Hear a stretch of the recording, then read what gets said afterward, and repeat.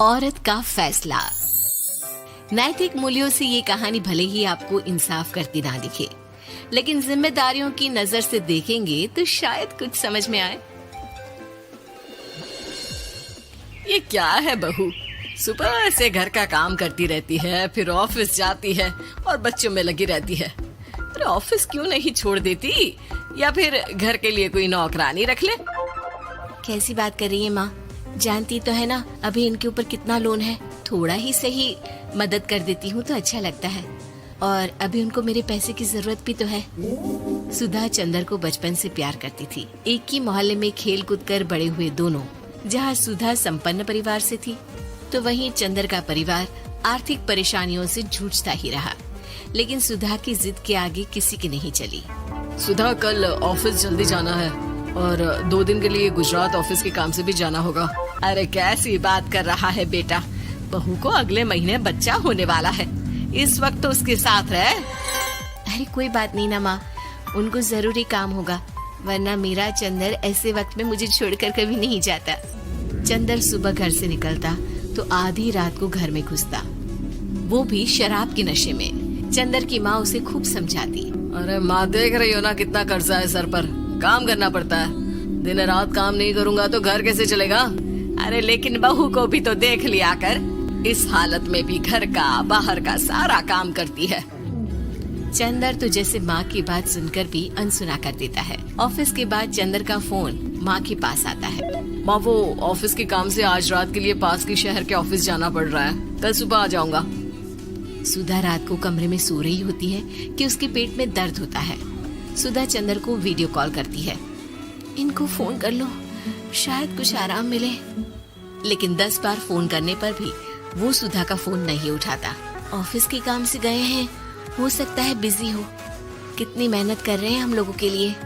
सुधा सो तो जाती है, लेकिन अकेले उसे कमरे में डर लगता है। अगले रोज चंदर घर आता है, जहाँ सुधा ऑफिस जाने के लिए तैयार हो रही थी। तुम आज भी ऑफिस जाओगे? कल रात भर तो ड्यूटी की है, थक जाओगे, छुट्टी ले लो ना। अरे नहीं नहीं, कैसी बात कर रही हो, ये तो पॉसिबल ही नहीं है। अच्छा रुको, मैं जल्दी से तुम्हारा खाना और नाश्ता बना देती हूँ। बेचारी सुधा ऑफिस जाना छोड़कर लग जाती है पति के लिए खाना बनाने, उसके कपड़े प्रेस करने और जरूरत का सामान मुहैया कराने के लिए। हो सके तो रात की ड्यूटी मत लिया करो ना, मुझे बहुत डर लगता है। अरे यार क्या है, तुम तो ऐसे बिहेव कर रही हो कि तुम ही अकेली हो जिसे बच्चा होने वाला है। इतने लोगों के पति जो काम के सिलसिले में बाहर होते हैं, उनका क्या? सुधा को चंदर के मुंह से ये बातें अजीब लगती है। अरे हुआ क्या है तुमको? पहले तो तुम मेरा कितना ख्याल रखते थे, मेरे पास रहते थे, मेरी दवा से लेकर खाने पीने तक का सारा ख्याल। और अब इस बार तो तुम एक दफा भी मेरे साथ डॉक्टर के पास नहीं आए, क्यों? अरे पागल हो गई हो क्या? पागल वाली बात कर रही हो। काम धंधा देखो या फिर तुम्हें लेकर टहलता फिरूं। और मुझे शुक्रवार की रात को काम से निकलना है, सोमवार आऊंगा। सुधा को समझ में नहीं आता कि क्यों अचानक से चंदर को फील्ड का काम मिल गया है। लेकिन एक दिन, सुधा, मैं और चंदर जरा एक रिश्तेदार के घर जा रहे हैं, तुम भी तैयार हो जाओ, घर में अकेली कैसी रहोगी। अरे नहीं नहीं, इस हालत में इसे लेकर जाना ठीक नहीं है। अरे लेकिन मैं ऑफिस भी तो जाती हूँ, फिर घर में अकेले। चंदर उसकी कोई बात नहीं सुनता। वो सीधा कार निकाल कर माँ को लेकर चला जाता है। सुधा घर के काम में लग जाती है कि अचानक उसकी नजर चंदर के बैग पर पड़ती है, जिसमें एक कागज दिखाई देता है। इनके कागज भी ना इधर उधर फैले होते हैं, एक भी खो जाएगा तो बवाल करेंगे।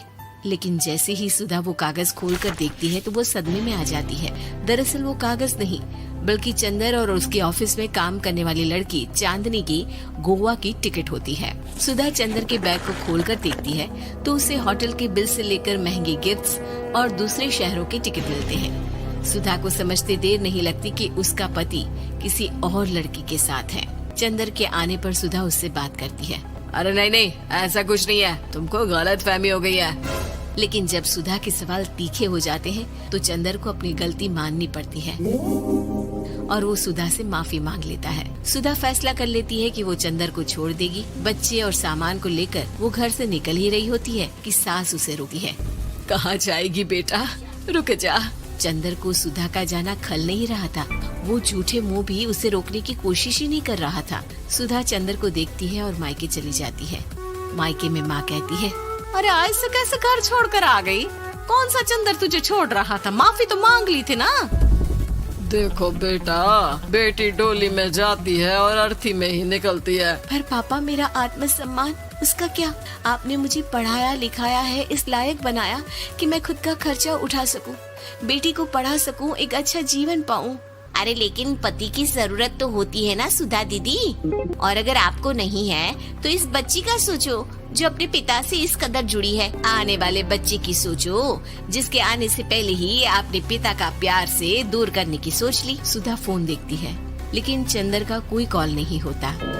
वो समझ नहीं पाती कि अपने आत्मसम्मान के बारे में सोचे या बच्चों के बारे में। मम्मी, हम नाना नानी के घर से दादी और पापा के पास कब जाएंगे? नहीं जाएंगे बेटा, अब यहीं रहेंगे। नहीं मम्मी, मैं पापा के पास जाऊंगी। मुझे दादी के साथ रहना है।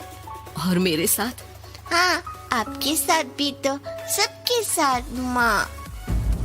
देखो सुधा दीदी, आपके सर पर पिता का साया होना जरूरी होता है।